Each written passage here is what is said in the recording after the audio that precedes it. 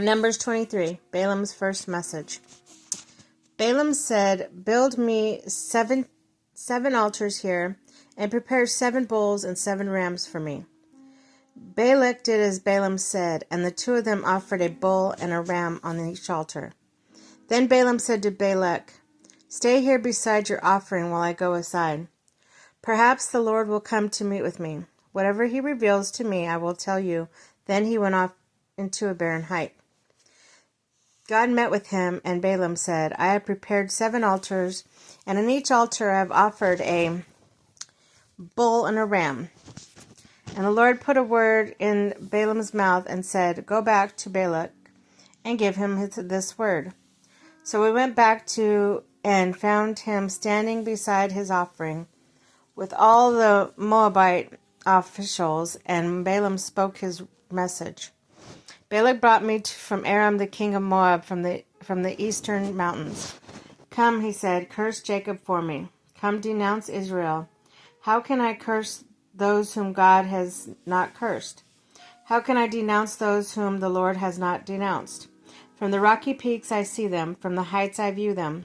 I see people who live apart and do not consider themselves one nation. Who can count the dust of Jacob or number of the fourth of Israel? Let me let me die the death of the righteous, and may my final end be like theirs." Balak said to Balaam, "What have you done to me? I brought you to curse my enemies, but you have done nothing but bless them." He answered, "Must I not speak what the Lord puts in my mouth?" Balaam's second message.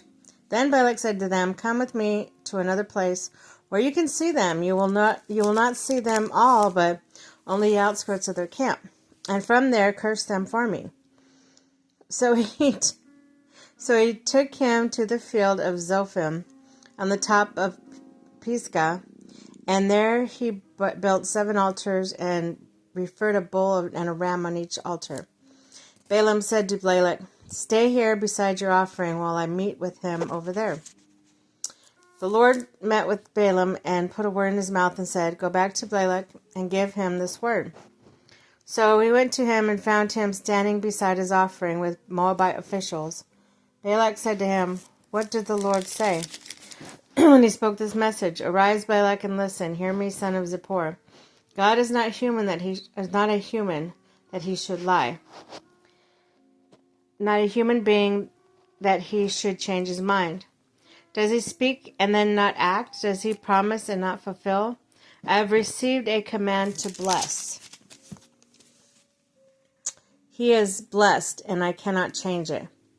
No misfortune is seen in Jacob, no misery observed in Israel. The Lord is their God with them.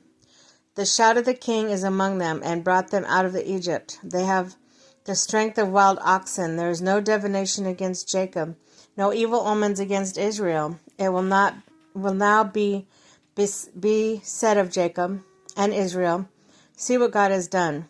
The people arise like a lioness.